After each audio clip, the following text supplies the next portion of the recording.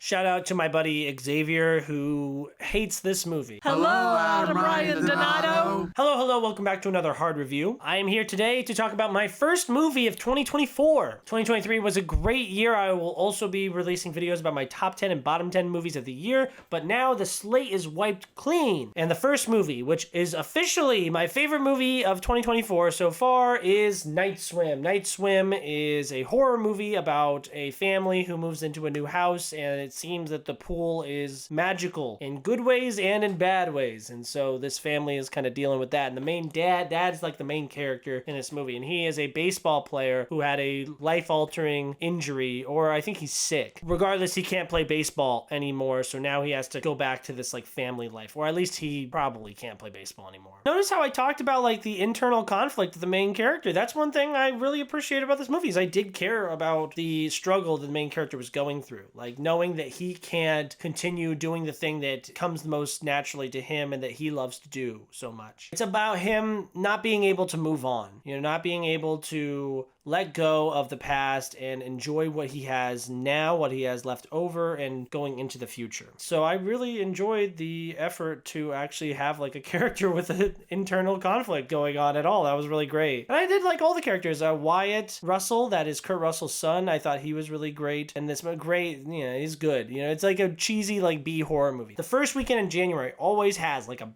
bad horror movie. Last year was Megan, but Megan was a huge hit. These things can succeed. And guess what? This is from the same team, Blumhouse and Atomic Monster. This is James Wan and Jason Blum coming together to make another horror movie. James Wan didn't direct this one, of course, but he seems to be doing a good job as producer because he also produced Megan. Now, I don't think this movie's as good as Megan, but it does have that like cheesy type elements. Like at the end of the movie, when obviously like the climax is going on, they play Marco Polo, and it's just funny. He's like, "You didn't say polo," and it's like, that's funny. Like this is a scary scene, but also we're like talking about Marco Polo. Like it's cheesy. Like the pool is the bad guy. It kind of reminded me of The Visit, where it's like something kind of dumb is like scary. Oh, your grandparents are scary. Like, oh, the pool is scary. Like Jaws, like the ocean sharks are scary. And I guess there's dangers about the pool. I mean, they play like commercials before the movies these days where they're like, oh, water safety. Make sure that you're not leaving kids unattended around the water. So I guess it really is a big problem, or else they wouldn't have commercials about it. Carrie Condon's in this movie. She's really great. I really think she should have won an Oscar last year or 2 years ago, I guess at this point, for her role in Banshees of Inisherin. She's fantastic in that movie, but of course it went to Jamie Lee Curtis, who I think did a great job as well, but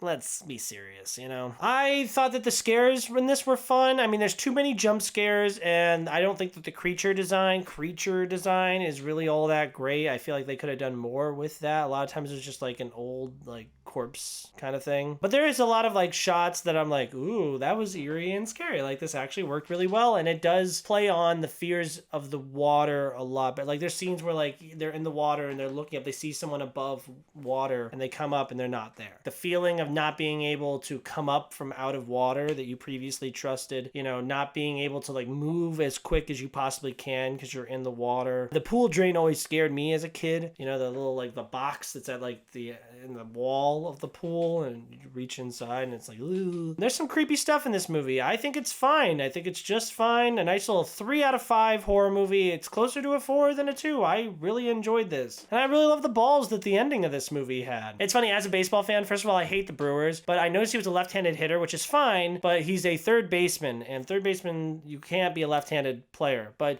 there are guys who throw right-handed and bat left-handed, so I noticed that. Also, he said he has the same agent that Evan Longoria had and that Mark Teixeira had. Those guys had different agents. This movie sucks. But yeah, if you want to have a fun little counter-programming B horror movie, like it's silly, you're going to have a laugh, but you're also going to be creeped out, you're going to have some fun with it, watch it with some friends, get some drinks, have a good time. This is a good time horror movie. Thank you guys so much for watching this review. Like, comment, subscribe, and why don't we talk about James Wan? So why don't you guys tell me what your favorite James Wan movie is? Mine, it's got to be Saw. I mean, The Conjuring and Insidious 1 and 2 are really great, and I love Furious 7, but Saw is just one of those like instant horror classics that I feel like has stood the test of time really well and just makes me feel so much.